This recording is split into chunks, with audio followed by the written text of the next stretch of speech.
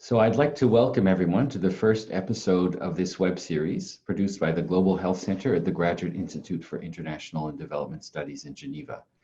This is a web series which is devoted to the issues arising from the COVID epidemic globally. My name is Vin Kim Nguyen. I'm the co-director with Suri Moon. I'm talking to you today from Montreal's Jewish General Hospital, the epicenter of COVID in Canada, where, as you can see, I'm now working as a physician. Today is Tuesday, the 7th of April. It is World Health Day 2020, and we are a little over 3 months after the first cases of COVID were identified. The bulk of humanity today is confined at home. Today, the epidemiological news is promising. Tomorrow, the lockdown will be relaxed further in Wuhan, where those first cases of COVID were reported over 3 months ago. The curve appears to be flattening in Italy and Spain, meaning the number of deaths is leveling off, but at a still shockingly high rate of hundreds a day. Where I am, in Montreal, Canada, there is hope that the worst will have been averted, although I am skeptical given the conditions south of the border, particularly in New York City. A few more highlights about where we stand today. It is clear that the future of this epidemic will be determined as much by science as by politics. Antibody tests to see whether people might be immune are being currently rolled out, and there's growing talk that these will be used or need to be used to determine who can be released from confinement and return to work. Vaccines and proven treatments are still a way off, although there's promising news on both fronts. And that has been driven by a remarkable global scientific mobilization that has already produced over 20,000 scientific papers, and that might rewrite the way that science is done in the future. Perhaps on the flip side, there has been very much an every man for himself, gender deliberate, quality to how many countries have responded, as closing borders has given way to what can be called therapeutic nationalism, when countries seek to control medical supplies. As a result, global supply chains for medical goods are straining and snapping, in fact, imperiling our global response to this epidemic. There's also growing concern over the almost unthinkable economic, political, and social impact of the epidemic, and growing awareness that the world that emerges after all this is over in a year or two, so not right away, will be a radically different one. This series aims to explore what is shaping that new world. Perhaps a few more highlights of where we stand today. A global economic experiment is clearly underway, with trillions of dollars being injected into global economies using different approaches in different countries. Liquidity and debt crises are brewing, and we'll explore some of those options in a few weeks, some of those issues in a few weeks. As here, most economic and social life has moved into the virtual realm, at the same time as increasingly powerful digital tools are being harnessed to monitor and nudge populations, even as confinement is accompanied in some countries by harsh crackdowns. Is this a brave new world of digital surveillance or a new age of collective action? We'll start exploring these issues with an episode on the human rights aspects of COVID next week. But we start this series with a discussion with the Global Health Center's founder, Professor Ilona Kickbush. While many of you may know Ilona from her involvement with the WHO and her work on global health diplomacy, I just wanted to highlight some of Ilona's earlier work, which was instrumental in founding what we call the new public health approach, which focuses on addressing social determinants of health rather than individual behavior. I do so because I'm speaking to you from Quebec, and I think it's fair to say that its health system, which integrates medical and social care, and where health issues are integral to government policymaking, reflects the influence of Ilona's ideas on and tireless advocacy on the architects of our health system here. If we are able to flatten the curve in Quebec, some credit will be due to Ilona's influence. It will be proof that while public health matters, it is the ideas that inform public health which may matter the most. So we'll move on to our discussion. Ilona, I can't promise to be so nice for the rest of the discussion, but let's zoom out a bit and examine the interrelated themes of the geopolitics and governance of the COVID pandemic. Today, a tension is clearly visible between therapeutic nationalism on one hand and the clear need for global governance of a clearly global pandemic. WHO is back to center stage, widely praised for leadership and guidance, but also criticized, and structural weaknesses show. And some say the UN Security Council is now missing in action. So let's go back, Ilona, to where we started, China, which observers agree has controlled its epidemic. And China is now playing a growing role internationally, both in supporting other countries' COVID responses and, given its apparent success in curbing the epidemic today, touting its model. Are we seeing China emerging as a global health superpower? Well, first of all, good morning, good afternoon to you, Vin Kim, and to everyone who's joined us here. I'm delighted to have this discussion, and I'm delighted that this series actually starts with what some of us call the political determinants of health. And clearly, the COVID-19 is showing us what role politics play in terms of health, global health, but also what role geopolitics play, and that goes to your question. I think, first of all, this notion of China as a global health leader obviously doesn't come out of a void, because in a way, or using the word void in a different way, China is filling a void because the United States has moved out of that leadership role over the last years. And nobody else has moved in. The European Union did not move in. A coalition of developing countries or middle-income countries didn't move in. You know, the BRICS didn't say, oh, we're going to fill this void. And China has now, particularly in terms of crisis diplomacy, been able to jump into that void, both politically, with a model, and with generosity. And so, of course, we have what some people call mass diplomacy, traveling around the world, delivering goods, which of course are related to the fact that China has been controlling supply chains in the first place, and an issue we'll probably come back to later. I think it's also important to see that it's not only the Chinese government. Of course, not all of us know who is linked to whom in China, but definitely Jack Ma, more or less, you know, the Bill Gates of China, has also shown himself as a very generous philanthropist, and is in turn making goods, masks, and other things available. We see two things, if I can just say. We see a clear battle of narratives. Who can define what this crisis is? Is it, you know, is it a free-floating virus, so to say, or is it, as the United States says, the China virus, which has led to the fact that there was no agreement at the Security Council? But there's a lot of blame games obviously going on right in social media as well. But if we look at what actually defines leadership, I think China is going to have a problem. First of all, global leadership depends on trust. And trust is not really there in relation to China, last not least because we still don't know how quickly China shared the information about the virus. Secondly, money. Despite everything we say about the West, it is still the largest donor in global health. And just through paying the Melinda Gates Foundation, you know, define a global health still. Then it's really about taking leadership positions in very different venues. So it's not just about, you know, who you give something in terms of philanthropy. It's really setting agendas. And we have not really yet seen China set global health agendas. It was only also recently that they said, yes, the Belt and Road Initiative should include some health. And now President Xi is talking about a health belt and road. And finally, and I think, you know, in the health diplomacy, that might actually be quite important. If you're a leader, you need what in political science you call pragmatic flexibility.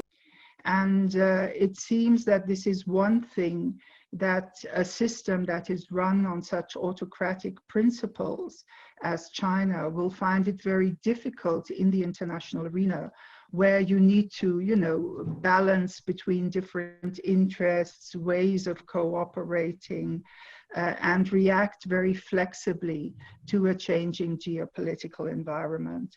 So I'm not so sure, as some others are, that China is going to be the next big global health leader. I think some others still have a chance. And if China wants to be that leader, which would be welcome, of course, then there's still a lot of things it has to put into place. You seem to be hinting that the EU, the BRICS countries, that they should step up. Well, I definitely think the world's democracies should step up, and they should build an alliance to actually define global health in a new way, and in a way that is not dominated by the global north. You will know that many young students, many young professionals in global health are fighting for what they call a decolonization of global health. And I think that's absolutely something that must happen. And so then I wouldn't want the EU on its own to come in and say, yeah, we're the new global health leaders. I would think, you know, really an alliance of democracies who also think that the way we do global health has to be equitable, has to be built on human rights, has to be focused on the most vulnerable. That kind of alliance, that kind of ship is really what we need. Before we continue on that thought, I would just like to say to our viewers, please feel free to use the question answer box on the bottom of the screen. And we'll have a little time for questions and answers in about 20-25 minutes. So very interesting, Ilona, this talk of decolonizing global health. How does that square with WHO's role? I mean, certainly it would appear that we need global coordination more than ever. Yet, as I mentioned earlier, the every man for himself strategy has kind of gone against or undermined WHO's authority. So what are the implications for the WHO of this crisis? Well, first of all, I'd like to pick up that, you know, for the very first time, WHO has a director general who comes from Africa. And that director general actually made a very strong statement yesterday about the decolonization of global health.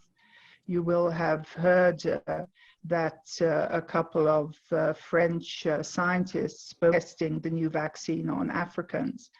And I must say it was absolutely important and necessary that the Director General of the WHO took a clear position here that this is no longer the way we do global health, that we go to the global south to do our research, our testing, our experiments, and then the global north might benefit. You will remember a range of years back, the so-called PIP framework was created, the initiative, and said, we cannot have the global north basically, you know, take our virus, work on it, and then not have us benefit from the treatments that ensue. And so I think that already hints that WHO has to, first of all, find a new voice. And we're finding one of the things that has been most difficult in this period is the fact that WHO, in its own way, it has to be a health diplomacy organization. WHO cannot go out there and basically say, you know, the US reacted too late, the countries all set up these borders, China didn't share its information. So it's sort of, you know, it has to fight with one hand behind its back, just in terms of the nature of the organization itself and the way it's set up. It's definitely in much better shape than it was 5 years ago. You will remember the Ebola catastrophe in 2014, where WHO really failed. And one must say that together with the member states, the new program that was built on emergency and pandemic response is actually functioning very well. But again, the member states didn't fulfill their promise to actually fund this program properly, and the contingency fund. It's also hampered by an important international instrument, the international regulations, that have no teeth. WHO, there is the regulations, countries have signed them, they don't live up to them. And obviously one of the rules in that, in those regulations is the travel restrictions. And that, I can see something happened to my video, coming back. So that instrument, if we want to strengthen WHO, that instrument will have to be strengthened, or it probably needs another one. We've seen that also, declaring a FIC, a public health emergency of international. What we're seeing clearly is that the role of WHO does have to be revisited. That we're experiencing right now is something that has to be explored, that we have to see what parts of global health jointly with WHO possibly need to be taken care of elsewhere in order to give it teeth. If you take the IMF and its loan practice, for example, a sort of pandemic proof check in IMF Article 4, whether you have fulfilled the WHO, the IHR regulations. So I think what will need to be explored is, how can the mandate of WHO be strengthened and sharpened? How can the funding be ensured? And how can the health regulations, in quotes, in other agency for debt, for trade, for loans, for all those kind of activities really be taken forward? I think it needs a new binding framework, and WHO has to be a part of that, and it needs a new accountability mechanism.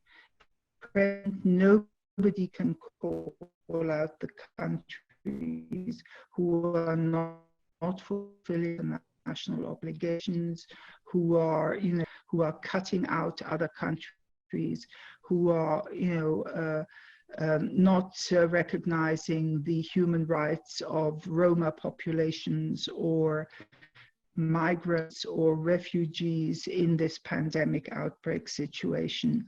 So WHO does not have the strength and the tools to do that. It's being attacked because it's not doing that, but it would never set up to do that. And in this global crisis, we have to see what the global governance solution is going to be. Do you think that after this crisis is over, we need to start all over? Because you're giving us a lot of sort of technical solutions, more teeth, etc. Whereas isn't the underlying issue just geopolitics?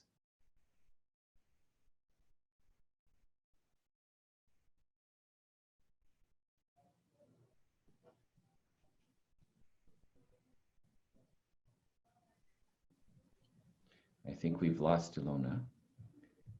You? Oh, there you are. Hello. Here I am. Okay. Yes. I'm going to cut my video. That may help. No, we've lost you.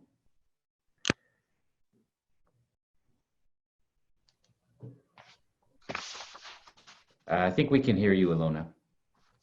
Go ahead. Okay, it says the host has stopped my video. So, okay. All right, yeah. So go ahead. Let's drop the videos then. People know what we look like.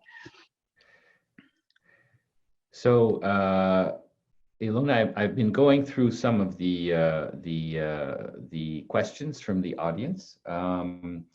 There's many. Yeah. As you can see, I'm going to pick two, which are relating to what we've been discussing. I think they have to do with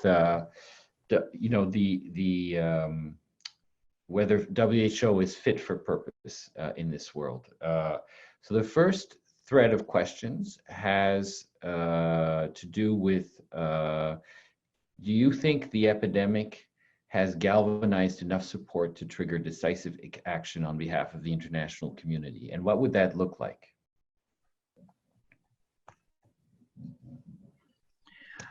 Well, I think if one watches a lot of the political statements, there is definitely a clear tendency to say we need to act collectively. So even those that have not acted collectively initially, like the European Union, for example, are now recognizing that they must, and that's a very painful learning process. I think we've also seen, the virtual emergency meeting that the G20 hosted just a week ago was also they've tasked WHO to suggest some of these collective solutions, and they've actually already indicated in their initial document or their statement from this emergency meeting that they wanted to see a stronger mandate of the World Health Organization. So I do think that probably I think everyone will agree that we need a World Health Organization, but I do think whenever after this pandemic, we will really have to go over the books, because on the one hand, we also see that an organization that is actually initially sort of restrained also by acting only in the health arena, also needs a close cooperation with other bodies. I mean, again, particularly the economic organizations. You will remember that some of us had called for the fact that to enable that cooperation between health and the economy, we actually would need, also a chief economist in the WHO that actually prepares the steps towards such a new organization. Also, I think the digital transformation, you hinted at that earlier, is going to lead to a whole new sets of norms and standards and partners and ethics and human rights questions that the WHO is not yet prepared for. But I think, we have an organization that, if it is well funded and if it is politically well supported, actually usually delivers. And we've seen that with the emergency program. So I don't belong to the people who say, we've got to build another 5 new organizations to get what we want. I think we have the nucleus of something that has worked for 75 years now, that really needs to be made able to actually work. And, if you fund your international organization at the level of the Geneva University Hospital, then you can't be surprised if it doesn't deliver certain things. You can blame it for everything that doesn't work. If you put it under political pressure, like, the big states have done, and you can go back to the Cold War for that, then you can't wonder if it can't always speak out as it should. So I think, we really have to go back to the drawing board. Strong words. So I'm going through the questions, and there's really a common theme here that I'm going to try to synthesize and summarize. Let me put it this way. A lot of our viewers, and myself included actually, feel, and there's sort of a minority kind of opinion that you see in the media, that this crisis is a crisis of neoliberalism. It's a crisis of a particular capitalist way of ordering global society. And if that is the problem, isn't reforming WHO just window dressing? What do you think of that diagnosis, that we need to rethink our economic models globally, that neoliberalism really is the problem? And our viewers have given lots of very cogent examples of that. Well, I mean, we're in a perverse situation that even the Financial Times says, neoliberalism is the problem and we have to rethink our models. I do think, the economic models, the austerity of health systems, the poverty that has been created in many countries, the exploitation, all of that plays a role. On the other hand, I'm old enough to have lived through the Cold War, and I know that some other systems have not been that much better in terms of the development of both the human rights and the access. So while I agree, there is definitely a very, very strong factor in a form of capitalism that has been extremely exploitative, I think we will have to again go back to saying, what are the models? I'm really intrigued in Spain now that, a concept many of us promoted, like the basic minimum income, which I believe is a good social democratic concept, is actually now being introduced. And to some extent, it's even being discussed here in Switzerland, because it seems to be the easiest way to respond most rapidly to the needs of a high number of people. We see, what's in a country like the UK that had, one of the most admirable health systems in the world, the National Health Service, how that health service has been destroyed through austerity programs. And those were not austerity programs, through the European Union, an impact that to some extent happened in Greece and elsewhere. That was the decision of the political decision makers in that country. And so, yes, we do need to revisit the systems. We need to revisit the willingness to invest in health. The OECD has made a very, very strong statement on this, by the way. And we need to, think about things starting in a way from small things, which are enormous for a whole range of people, like user fees. We have to look in the economic system that there is debt relief if that money is invested in universal health coverage. And, there's a lot, again, I said go back to the drawing board. Yes, let's go back to the drawing board and let's change the rules of investment in health and of the way we treat the poorest and most vulnerable in our societies. I myself, I come from Germany. I come from a system that is, called a social market system with a strong tradition in social democracy and a very strong Green Party. And I think, around that notion of a more sustainable, just, and social contract society, that's something we have to think about. We have to revisit our social contracts.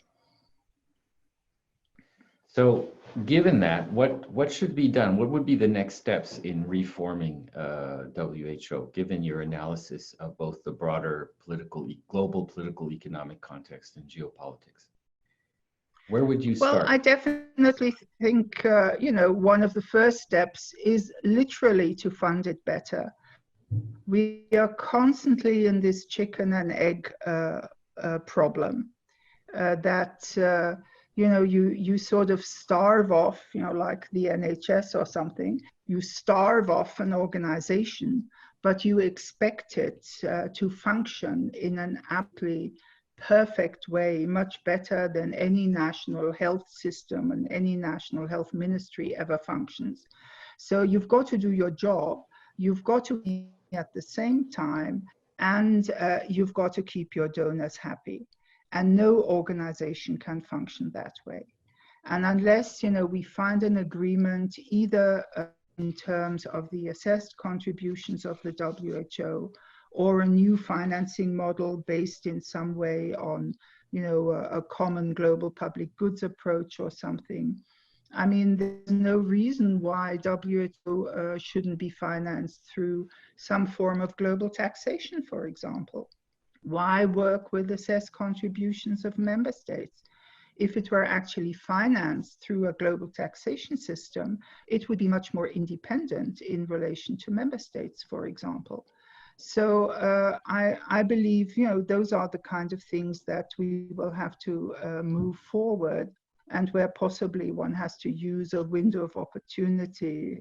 We political scientists talk about cosmopolitan moments, where it seems, there's a short a period where you can actually move forward.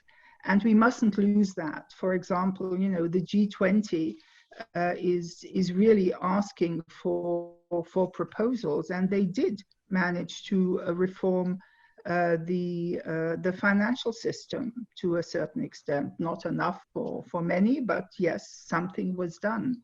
And they are now asking how should we transform the health system, particularly in relation to pandemic response, but also beyond that. And that means that open window to some extent has to be used, but it's never alone about the WHO. It is about major financial institutions. It's and a number of the other, determinants around health that are so important.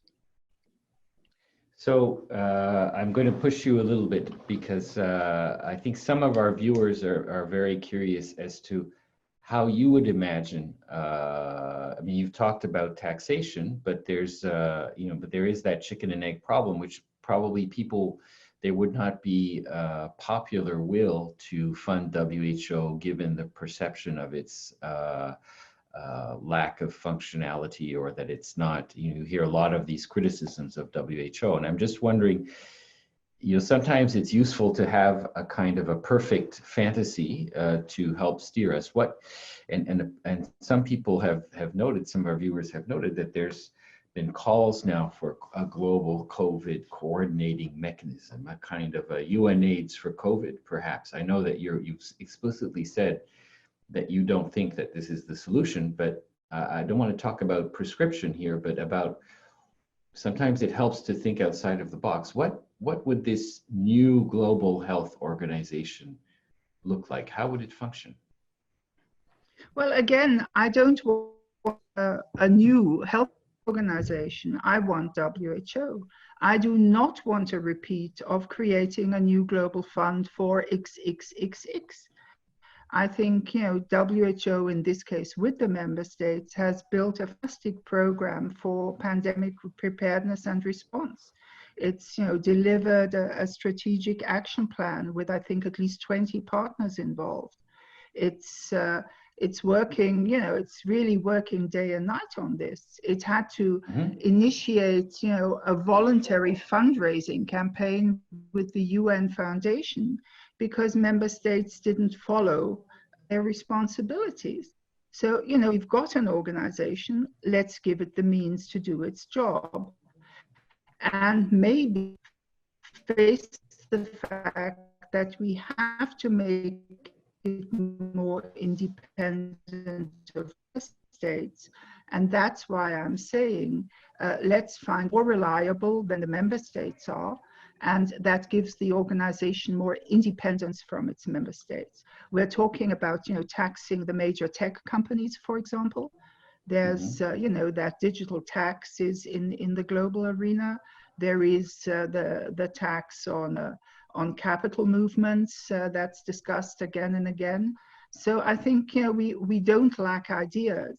I think we're seeing an organization like WHO is hindered through the way it is set up.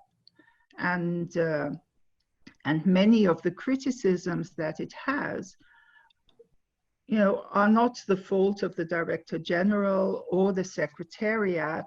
Take the whole Taiwan issue that exploded on the internet. It's the way this organization is set up.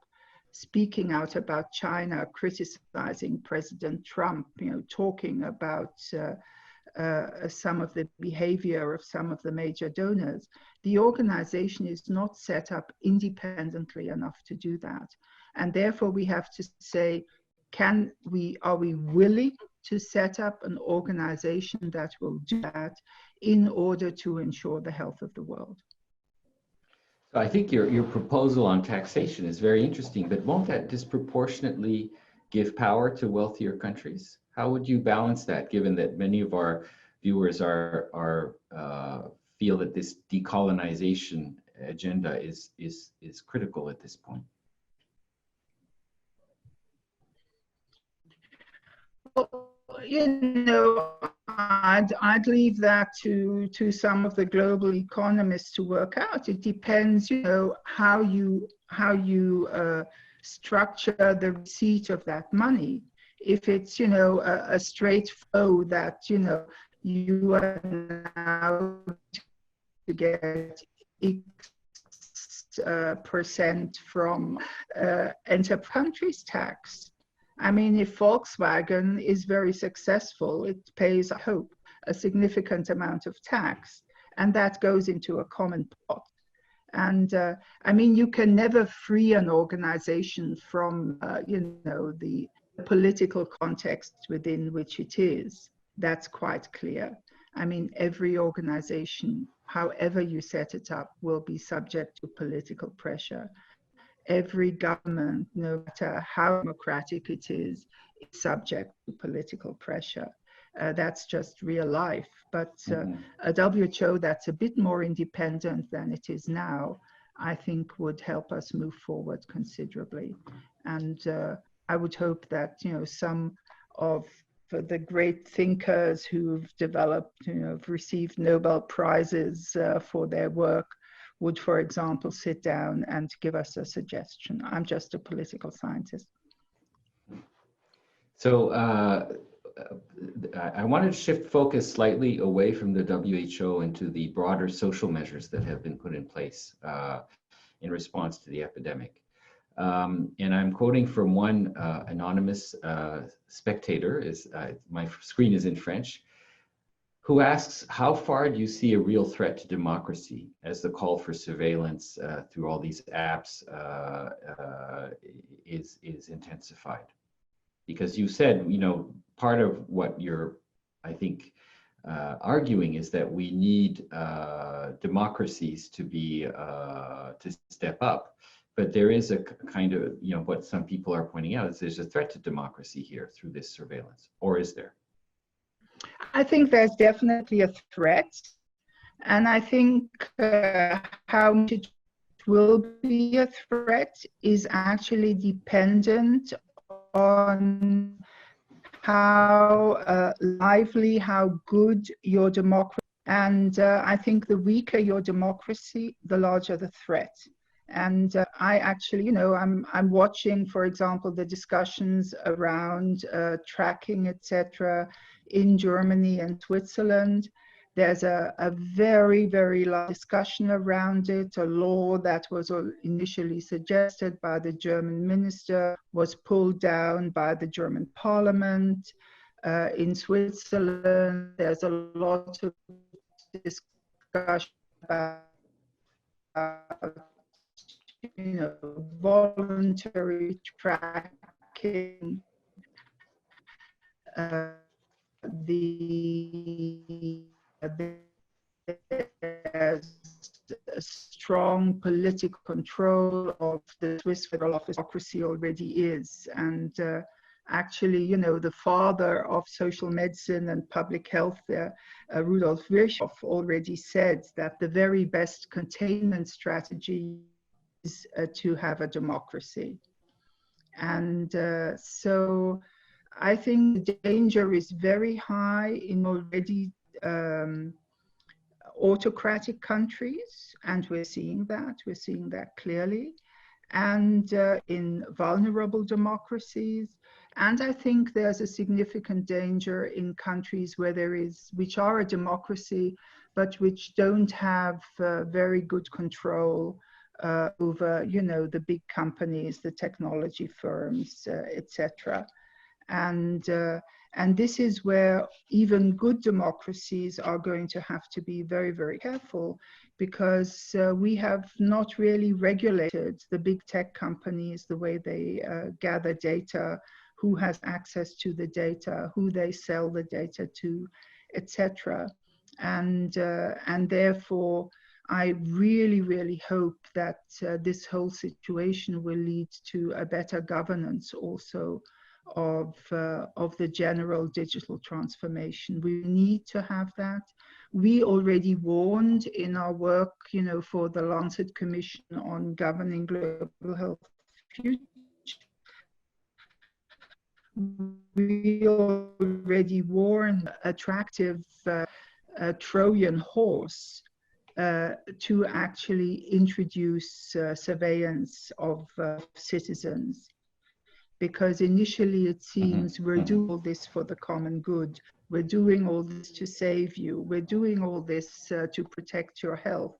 And therefore, I think particularly health professionals, health NGOs have to be very, very vigilant that health surveillance is not used to then become the surveillance of citizens. But also citizens have to be so much people watchers that track every single movement that they make, and they don't worry very much. And so we have not governed this space, and we have to be very, very, very careful. I've called that the dark side of digital health. So a final question before we close in 3 minutes. Very simple one. When do you think the lockdowns will end? What will be the political conditions? Do you think it's just epidemiology or politics? Oh, it's never just epidemiology. It's also never just virology. It's never only. It's always also politics. And therefore, it's so important how politics has acted throughout the crises. And you can see where there has been a dialogue with the population, where there has been explaining to the population. I come back to my democracy elements, very Chancellor Merkel should do something else.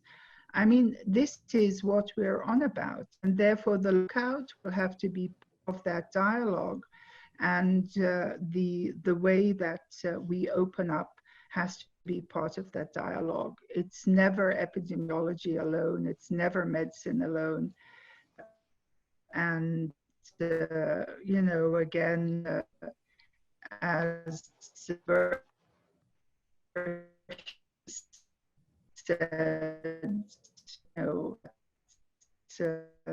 scale. And I think that's what we're experiencing right now. Okay, well, thank you for that. I just wanted to, I apologize, I haven't been able to go through all the questions. There are almost 50 questions, and a little over 350 people joined us live. I'd just like to say we'll be back next week for a webinar on the global human rights issues around COVID. And please visit our website, Global Health, graduateinstitute.ch/global health, and please sign up for our newsletter. And thank you for joining us today, and have a good day. Thank you again, Ilona, and everybody stay safe.